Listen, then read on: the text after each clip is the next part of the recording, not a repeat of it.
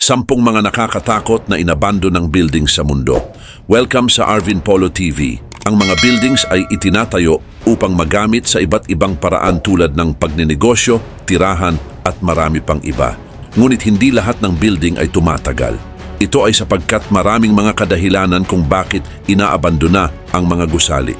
At ganito nga ang nangyari sa mga magagandang gusali noon na iniwan ng mga tao kung kaya't itinuturing na ito bilang nakakatakot na lugar. Pero ano kaya ang mga kadahilanan kung bakit iniwan ng mga tao ang mga buildings na ito? At sa video ngang ito ay aalamin at tatalakayin natin ang 10 mga nakakatakot na inabando ng buildings sa mundo. Kaya naman simulan na natin. Number 1, Hashima Island. Ang Hashima Island o kilala rin bilang Gunkanjima o Battleship Island ay isang maliit na island sa shoreline ng Nagasaki, Japan. Ito ay may lawak na 6.3 hectares. Ang pangalan na Battleship Island ay nagmula sa mismong itsura ng isla. Nakahawig ng isang barkong pandigma dahil sa makakapal na bahagi nito. Bukod dito, ang kasaysayan ng Hashima Island ay may kaugnayan sa pagmimina ng mga carbons.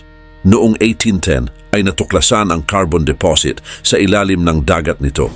At noong 1887 ay sinimulan ng Mitsubishi ang pagmimina dito. Ang isla ay naging sentro ng pagmimina ng carbon sa Japan. At noong 1916 ay sinimulan ang pagtatayo ng mga buildings upang magsilbing tirahan ng mga manggagawa at maging ng kanilang pamilya. Ang mga buildings na ito ang naging kauna-unahang concrete apartment buildings sa Japan. Subalit, sa kasagsagan ng mga isinasagawang mining operations noong 1959, ay umabot sa higit 5,000 na tao ang nanirahan sa Hashima, kung kaya't itinuring ito bilang isa sa pinakamasisikip na lugar sa mundo. Maliban pa rito, ang isla ay mayroon ding mga facilities tulad ng schools, hospitals at mga tindahan. Ang mga ito ay nakakatulong sa mga residente nito upang maka-access sa mga basic needs nila. Ngunit noong 1974 ay nagsara ang minahan dahil sa pagbaba ng demand ng carbon at dahil na din sa pag-shift ng Japan sa langis bilang pangunahing pinagkukunan ng energy. Dahil dito ay iniwan ng mga residente ang isla kaya ito naging ghost town. Sa kasalukuyan, ang Hashima Island ay sumisimbolo sa mabilis na industrialization ng Japan at ang epekto ng urban decay. At noon ngang 2009 ay muling binuksan ang isla para sa publiko bilang isang tourist destination. Ngunit limitado lamang ang mga lugar na maaaring bisitahin dahil medyo delikado na ang kondisyon nito. Samantala, noong 2015 ay kinilala ang Hashima bilang UNESCO World Heritage Site bilang bahagi ng Sites of Japan's Meiji Industrial Revolution. Number 2, Pripyat. Ang Pripyat ay isang bayan sa North Ukraine, malapit sa boundary ng Belarus. Itinayo ito noong February 1970 para sa mga workers ng Chernobyl Nuclear Power Plant. Ang pangalan nito ay kinuha mula sa Pripyat River na malapit sa bayan. Dati, ang bilang ng mga tao na naninirahan dito ay umabot sa mahigit 49,000. Mayroon itong mga paaralan, hospitals, playground at mga buildings tulad ng movie theater at sports field. Subalit noong April 26, 1986, ang buhay sa Pripyat ay biglang nagbago. Ang pagsabog sa reactor number 4 ng Chernobyl Nuclear Power Plant ay nagdulot ng pinakamalalang nuclear accident sa kasaysayan. Ang radiation na lumabas dito ay 400 times na mas mataas kaysa sa atomic bomb na sumabog sa Hiroshima. Dahil dito ay kinailangang lumikas ng mga residente ng Pripyat noong April 27, 1986. At iniwan nila ang kanilang mga tirahan at mga ari-arian. At ang bayan ay naging isang ghost town.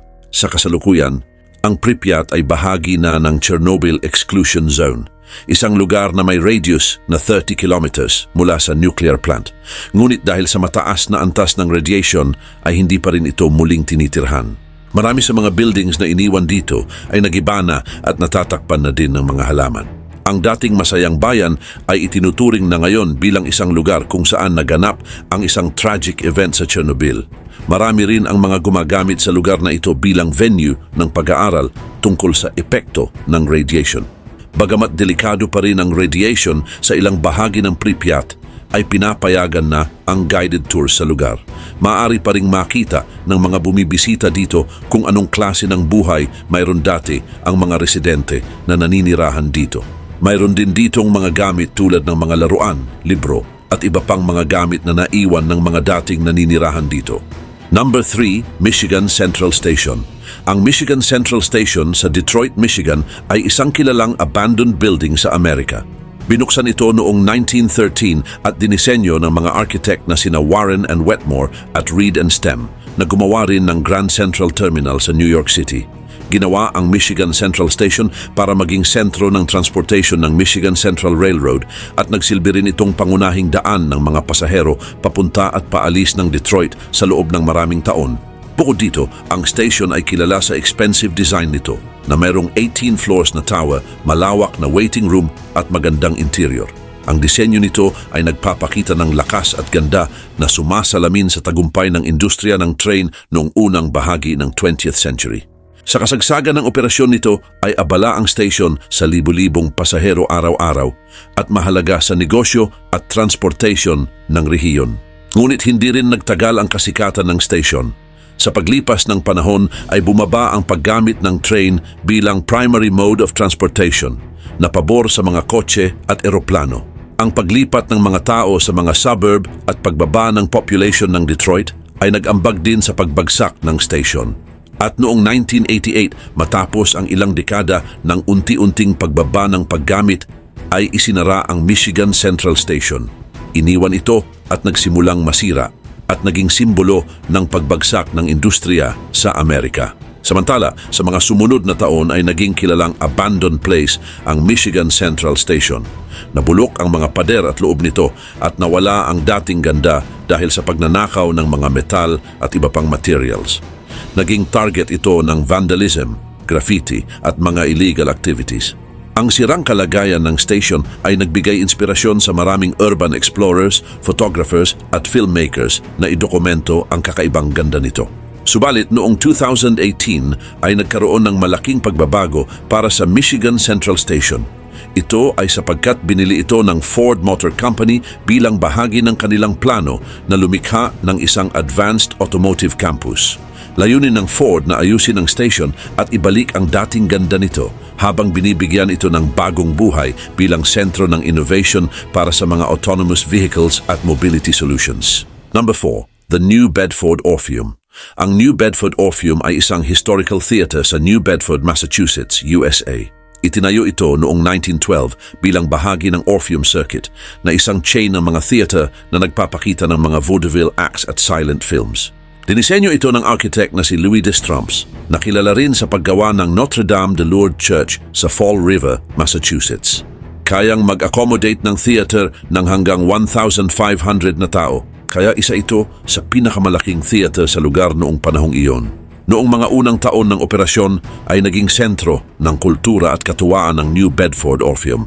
Dito nagpe-perform ang mga sikat na vaudeville performers, musical acts at mga pelikula. Maraming tao ang pumupunta sa theater upang manood ng mga palabas at pelikula. At naging simbolo din ito ng kasaganaan at pag-unlad ng New Bedford. Ngunit tulad ng maraming vaudeville theaters sa buong bansa, ay naharap din ang New Bedford Orpheum sa mga pagsubok at pagbabago sa entertainment industry. Nang lumabas ang mga pelikulang may tunog o talkies noong late 1920s, ay nagbago ang takbo ng sinehan. Nawala ang kasikatan ng mga traditional vaudeville acts at kinailangang mag-adapt ng mga sinehan tulad ng Orpheum upang makasabay sa mga pagbabago. Pero sa kabila ng mga pagsubok ay nanatiling bukas ang New Bedford Orpheum hanggang 1959 hanggang sa ito ay tuluyang isinara. Ngunit matapos ang ilang taong bakante ay muling binuksan ng theater noong 1962 bilang isang Spanish-language cinema. Nagbigay ito ng bagong buhay sa theater at nagdala ng mga bagong audience mula sa local Hispanic community.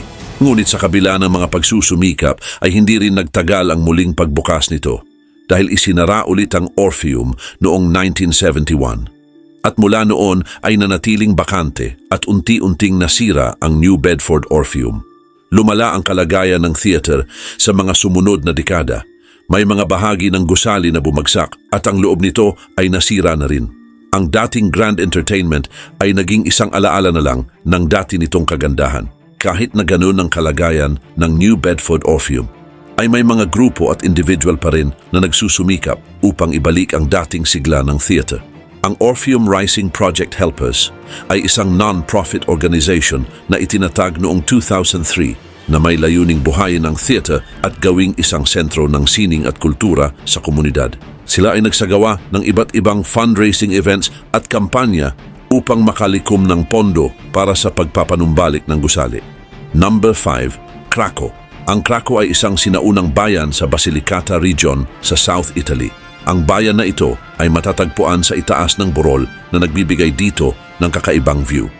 Ang bayan ng Krakow ay unang itinatag ng mga Greek noong 8th century BCE, ngunit naitala lamang ito sa kasaysayan noong 1060 CE nang ipagkaloob ni Archbishop Arnaldo ng Tricarico ang lupain sa isang mandirigmang Norman na si Eustachio.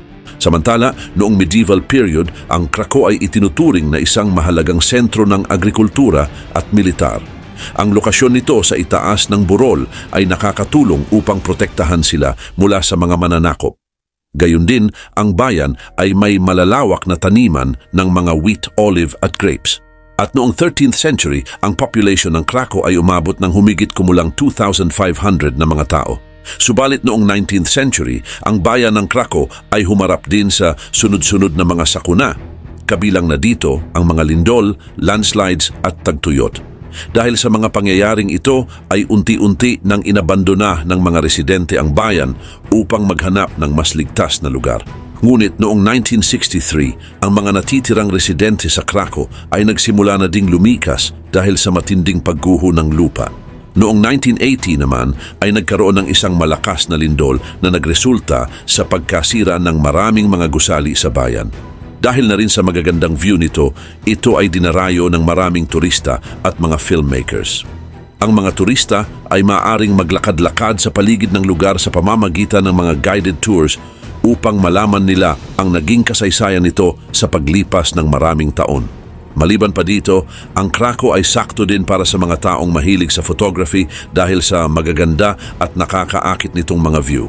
Marami ding mga pelikula ang ginawa dito katulad ng The Passion of the Christ noong 2004 na kung saan ay si Mel Gibson ang nagsilbing direktor nito at ang Quantum of Solace naman noong 2008. Bukod dito, ito din ay kilala dahil sa kanyang makasaysayang architectures.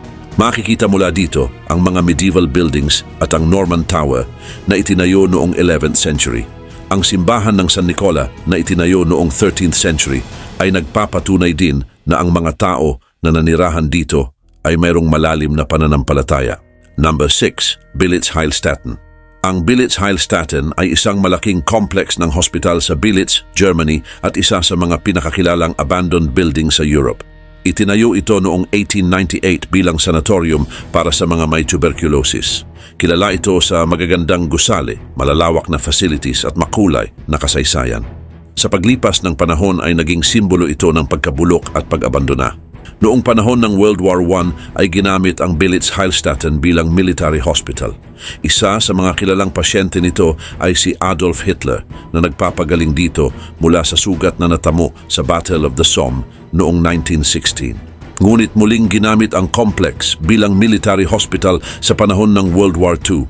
Matapos ang digmaan ay napunta ito sa kontrol ng Soviet Union at nagsilbing malaking hospital para sa mga Soviet armies mula 1945 hanggang 1995.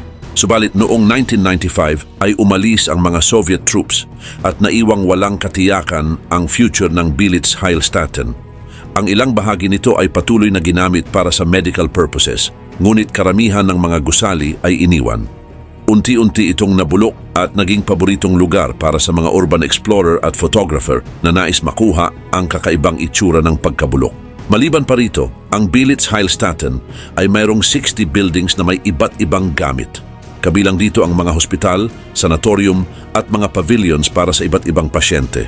Maganda ang pagkakagawa ng mga gusali na may detalyadong brickwork, malalaking bintana at malalawak na corridors. Mayroon din itong mga swimming pool, theaters at malalaking dining halls na nagdadagdag sa kakaibang view para sa mga bisita.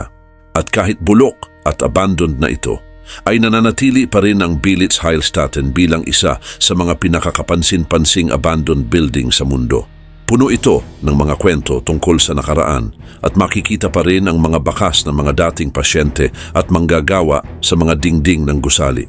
Ang lugar na ito ay hindi lang nagpapaalala tungkol sa mga nakaraang trahedya at kaguluhan, kundi pati na rin sa katatagan at pagbabago sa harap ng kahirapan. Gayun din, sa mga nagdaang taon ay nagkaroon ng mga plano para sa pagsasaayos at muling paggamit ng Billets Heilstatten. Ang ilang bahagi ng complex ay naibalik na at muling ginagamit, ngunit marami pa rin ang nananatiling abandoned. Number 7. Eastern State Penitentiary. Ang Eastern State Penitentiary ay isang dating bilangguan na matatagpuan sa Philadelphia, Pennsylvania. Itinayo ito noong 1829 at dinisenyo ni John Haviland. Ang layunin nito ay pag-isahin ang mga bilanggo sa kanilang mga selda upang mag-isip tungkol sa kanilang mga nagawang kasalanan. Ang kakaibang disenyo ng gusali na parang mga sinag ng araw na nagmumula sa gitna ay naging modelo para sa maraming bilangguan sa buong mundo. Maraming kilalang bilanggo ang nakulong dito tulad ni Al Capone na isang kilalang kriminal. Nakulong si Capone dito noong 1929 dahil sa pagdadala ng baril. Ang kanyang selda ay naiiba dahil magara ito at may mga decorations na naging isa sa mga sikat na bahagi ng penitentiary. Subalit noong 1971 ay isinara ang Eastern State Penitentiary matapos ang mahigit isang siglo ng operasyon nito. Matapos itong abandonahin ay nagsimulang masira ang gusali dahil sa kapabayaan at kalumaan. Ngunit sa kabila ng pagkasira nito ay nanatili itong mahalagang bahagi ng kasaysayan ng Philadelphia at perfect na lugar para sa mga gustong malaman ang tungkol sa kasaysayan ng mga bilangguan sa Amerika. Samantala, noong 1994 ay binuksan ang Eastern State Penitentiary sa publiko bilang isang museum. Ang mga bisita ay maaaring maglibot sa mga selda, mga hallway at iba pang bahagi ng gusali upang matutunan ang kasaysayan nito at ang mga naging karanasan ng mga bilanggo dito. Mayroon ding mga guided tours at mga interactive exhibit na nagpapakita ng iba't ibang aspeto ng buhay sa loob ng penitentiary. Dagdag pa rito, kilala rin ang penitentiary sa mga kwento ng multo at kakaibang mga pangyayari. Maraming paranormal investigators at ghost hunters ang bumisita sa lugar upang mag-imbestiga sa mga sinasabing multo. Isa ito sa mga pinakasikat na haunted locations sa United States, lalo na tuwing Halloween dahil sa mga special tours at events na ino-offer ng museum. Ang kasaysayan ng Eastern State Penitentiary ay nagpapakita ng pagbabago sa justice system at mga idea tungkol sa pagpaparusa at rehabilitation. Number 8. Chateau Miranda. Ang Chateau Miranda na kilala rin bilang Chateau de Noisy ay isang kilalang abandoned building sa Belgium. Matatagpuan ito sa Celles, Wallonia. Itinayo ito noong 1866 sa utos ni Count Liedekerke Beaufort at dinisenyo ng English architect na si Edward Milner. Hindi agad natapos ang castle dahil namatay si Milner noong 1884 at natapos lamang ito noong 1907 at naging tahanan ng pamilya Liedekerke Beaufort hanggang sa panahon ng World War II. Sa panahon ng digmaan ay sinakop ito ng mga German. Pagkatapos ng digmaan ay ginawa itong orphanage ng National Railway Company of Belgium mula 1950 hanggang 1970. Maraming bata ang nanirahan at nag-aral dito. Pero nang magsara ang orphanage ay iniwan ang Chateau Miranda noong 1991 dahil sa mataas na gastos sa pag-aayos. Kaugnay din nito ang disenyo ng Chateau Miranda ay kahanga-hanga. Mayroon itong mataas na tore na 183 feet. Ang labas na bahagi ng castle ay may mga turrets at Gothic-style windows na nagpapakita ng yaman at ganda. Sa loob naman ay makikita ang malalawak na hall, malalaking hagdan at mga silid na may magagarang decoration. Sa paglipas ng panahon ang Chateau Miranda ay nasira ng mga vandals at ng kalikasan. Nababasag ang mga bintana, gumuguho ang mga pader at nasisira ang loob. Ang dating magandang castle ay naging lugar ng pagkasira at kalungkutan. Maraming bumibisita ang nakakaramdam ng kakaibang presensya, kaya naging paboritong lugar ito ng mga urban explorers at ghost hunters. At kahit mayroong mga pagsisikap na iligtas at ayusin ang Chateau Miranda, ay nagdesisyon ang mga may-ari na huwag na itong panatilihin. At noon ngang 2017 ay sinimulan ang pagsira ng castle na tumapos sa isang bahagi ng kasaysayan. Number 9. Ryugyong Hotel. Ang Ryugyong Hotel sa Pyongyang, North Korea ay isang malaking gusali na tinatawag ding Hotel of Doom dahil sa matagal na pagkakatigil ng construction nito. Isa ito sa pinakamataas na gusali sa bansa at original na itinayo upang ipakita ang kapangyarihan ng North Korea, ngunit ang proyekto ay napuno ng mga problema at kontrobersya kung kaya't hindi ito natapos. Sinimulan ang pagtatayo ng Ryugyong Hotel noong 1987 sa panahon ng Cold War. Ang plano ay gawing 105 floors na hotel na may 3,000 rooms at mga facilities tulad ng casino, nightclub at mga restaurant. Ang disenyo ng gusali ay parang pyramid na may 3 pakpak na nagbigay ng kakaibang anyo sa skyline ng Pyongyang. Ngunit noong 1992 ay huminto ang pagtatayo ng Ryugyong Hotel dahil sa kakulangan ng pera at materials. Ito ay dulot ng pagbagsak ng ekonomiya ng North Korea matapos bumagsak ang Soviet Union.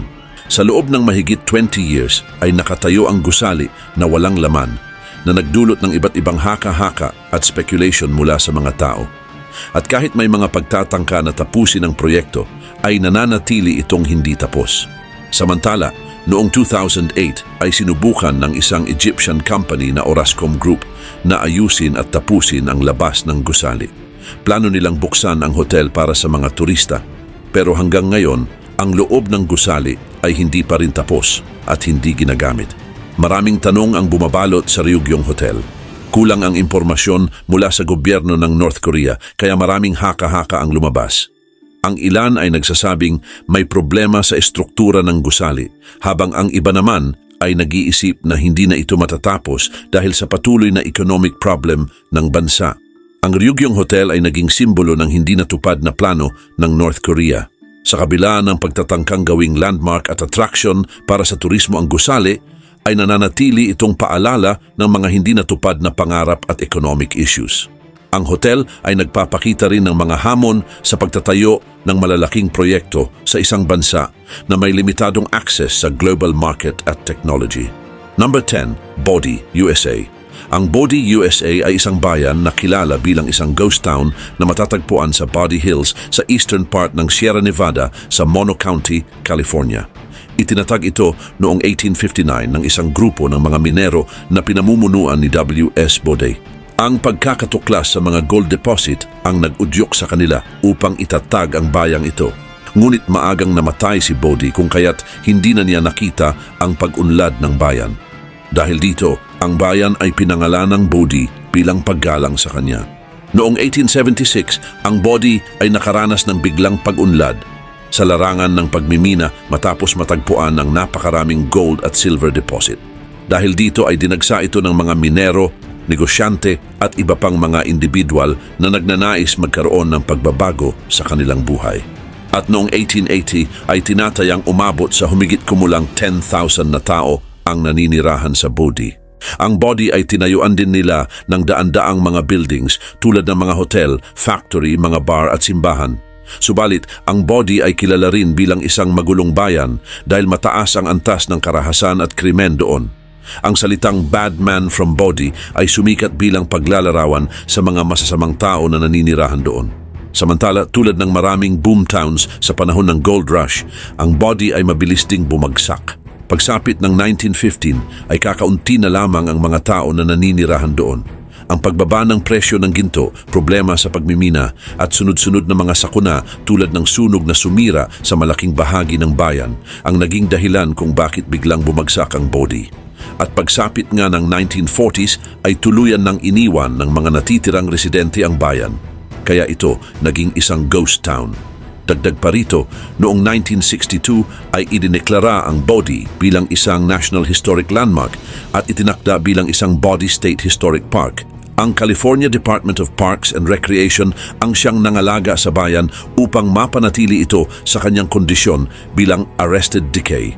Ibig sabihin, hindi ito aayusin ngunit pipigilan ang patuloy na pagkasira nito. Sa kasalukuyan, ang Bodie ay isang kilalang tourist destination dahil sa mga historical buildings nito at dahil din sa kakaibang atmosphere na meron ng lugar na ito.